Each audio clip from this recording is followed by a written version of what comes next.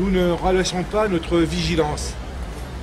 Car, comme le disait Albert Camus, quand une démocratie est malade, le fascisme vient à son chevet, mais pas pour prendre soin d'elle.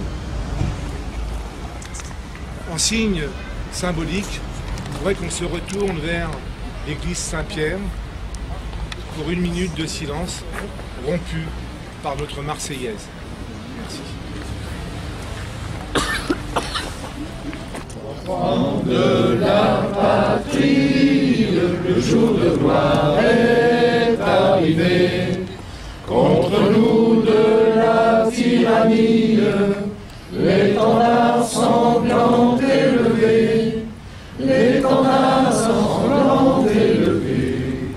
Entendez-vous dans nos campagnes mugir ces féroces soldats qui viennent jusque dans nos bras, égorger nos fils et nos compagnes. Aux armes, citoyens, formez vos bataillons, marchons, marchons, qu'un sang impur abreuve nos sillons. C'est vrai qu'on assiste depuis plusieurs semaines à des actes antisémites qui sont pour nous impardonnables et inexcusables. Et on voulait, par ce moment de recueillement et cette Marseillaise, montrer notre attachement aux vraies valeurs de la République. On considère qu'attaquer nos concitoyens qui sont de confession juive, c'est s'attaquer à nous, s'attaquer aux valeurs de la République. Et à travers cette commémoration contre l'antisémitisme, c'est aussi se battre contre la haine et contre l'ostracisme. Il était important qu'on puisse effectivement être réunis ce soir pour marquer notre refus de tout ce qui est xénophobie, de tout ce qui est antisémitisme. La France est quand même le pays des droits de l'homme, et quand on voit l'oubli qui est en train de se faire de ce qui s'est passé pendant la guerre 40, il est bon à chaque moment de pouvoir se remémorer et se mobiliser par rapport au refus de ces actes ignobles. Voilà pourquoi on est ce soir. Je trouve assez... on pourrait être plus nombreux, mais on est quand même déjà une belle quantité de personnes pour refuser. C'est significatif. C'est significatif, oui, c'est significatif. Et au-delà d'être vigilant, maintenant il faut être réactif. Parce qu'on voit que les choses sont de plus en plus importantes, sont de plus en plus graves, donc il faut être de plus en plus réactif. Ne pas le faire aurait été une faute, je pense. Il fallait le faire. Il faudra, si ça se reproduit, on souhaite tous que ça ne se reproduise pas, mais malheureusement l'histoire nous apprend que ces choses-là se reproduisent régulièrement. Il faudra être mobilisé à chaque fois que ces choses-là se produiront. C'est intolérable. Bah écoutez, si je suis là, c'est parce que évidemment je suis solidaire d'un mouvement qui est contre la haine. Parce que la haine sous toutes ses formes, et notamment l'antisémitisme, c'est quelque chose de détestable. Et on vit actuellement une période évidemment qui est terrible parce qu'il y a tellement de haine qui s'exprime que les fondements de notre République sont mis à bas. Et quelles que soient les raisons qui poussent les gens à manifester, il n'y a aucune raison au monde qui doivent conduire les gens à être haineux envers l'autre. Alors sur la commune de Crouy, dans l'année 2019, on fera une inauguration d'une allée des Justes dans un nouveau quartier. Alors, il y a eu pendant la guerre une famille de Justes qui a recueilli les enfants Katz. C'est ma grande fierté. C'était une commune qui était occupée par les Allemands. Et le fait qu'il y ait justement une famille qui ait accueilli des enfants juifs, malgré la présence des Allemands, j'en suis très fier.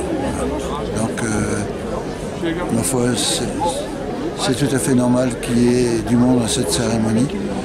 Et, par contre, je suis très inquiet en ce qui concerne l'avenir. Cette relance, ces goûts des idées nationalistes, antisémites, ça m'inquiète beaucoup. Voilà. Merci beaucoup. Les actes antisémites qui ont été commis un peu partout, à Paris et ailleurs. Alors, quelle est votre position, votre pensée? Nous, au Parti communiste, on est complètement contre. On ne peut pas comment dire, nous en tant que communistes, on est déjà contre toutes les formes de discrimination, qu'elles soient religieuses ou ethniques. Après, quand on voit que le portrait de Simone Veil qui a été tagué avec des croix gammées la semaine dernière, on a l'impression de revenir un peu dans les années 30. Faut arrêter quoi. Faut vivre avec son temps. On vit dans une société pluriculturelle, pluriethnique. L'immigration a fait la richesse de la France. Je prends l'exemple de Simone Veil, elle était de confession israélite. Elle a donné le droit d'avortement aux femmes, la contraception, elle a apporté quelque chose. On ne peut pas stigmatiser les gens sur nos religions. Et puis moi, d'autant plus que bon, après, même moi qui suis aussi catholique et communiste, les gens ont le droit de liberté de religion. Vous êtes pour l'égalité entre les personnes? Ah oui, absolument, oui. On ne peut pas stigmatiser les gens sur un délit d'opinion, d'idées, de religion et tout. Non. Je suis profondément déçu. Pour la très bonne raison, c'est que une ville de 30 000 habitants, de 56 000 avec sa périphérie, regarde ce que nous sommes. Pas conscience à l'heure actuelle où nous connaissons des choses qui nous rappellent certains événements des années 30-33. C'est très grave, parce que je dirais, comme je l'ai entendu de la part d'une ancienne déportée à Auschwitz, quand on commence à attaquer les Juifs, quand on commence à faire du racisme, eh bien la tragédie n'est pas loin. Alors moi, ce que j'aimerais, c'est qu'on puisse convaincre et mobiliser beaucoup plus que ce qu'on mobilise aujourd'hui dans le Soissonnais. Voilà. Je crois que le militantisme et la vigilance des citoyens, elle ne doit pas s'émousser.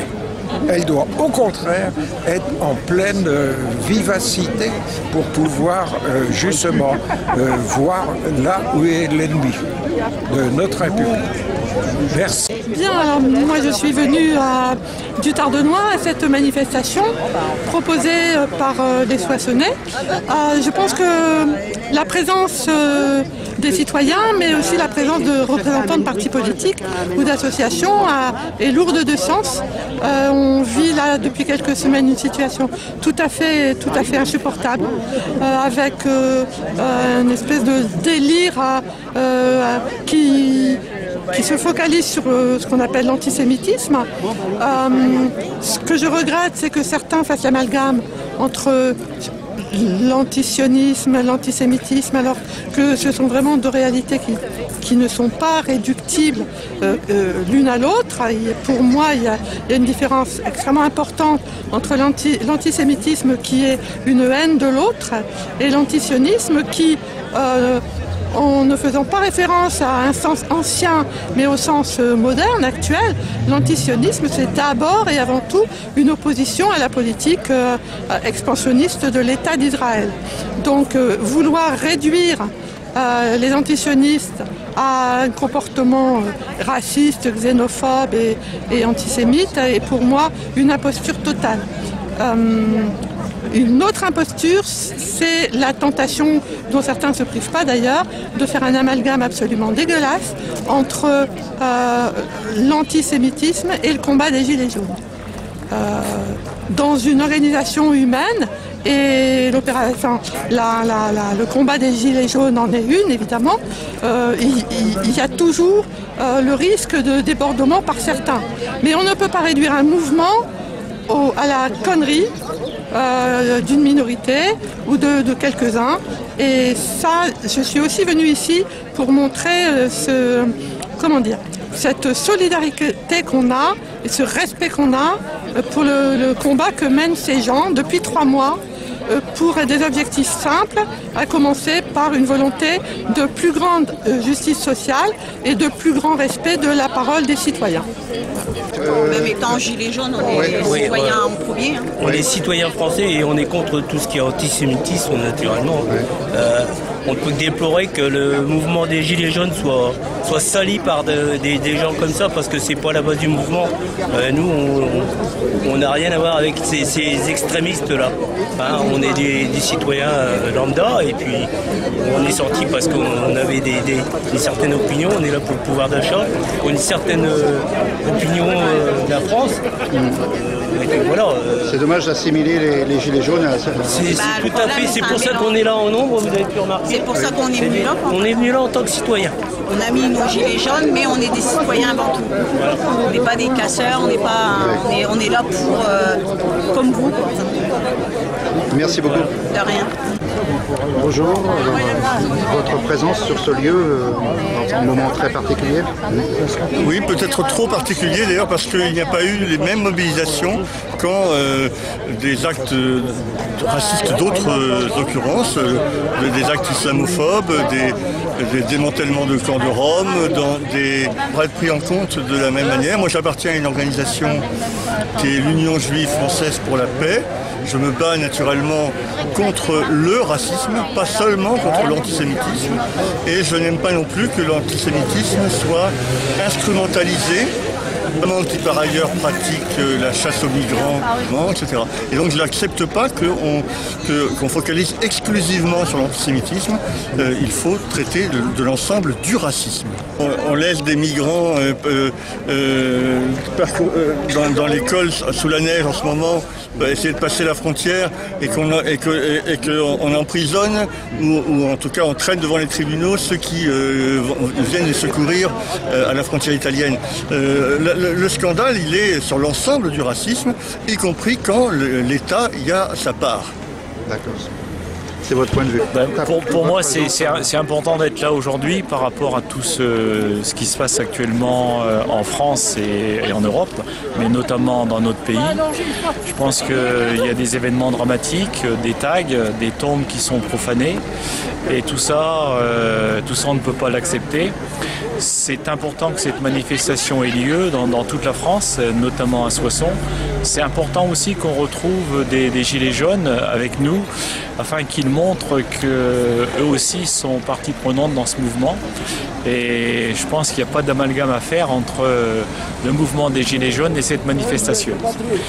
Donc souhaitons que le peuple français puisse se rassembler à travers ces divergences, et espérons que demain on pourra être tous unis.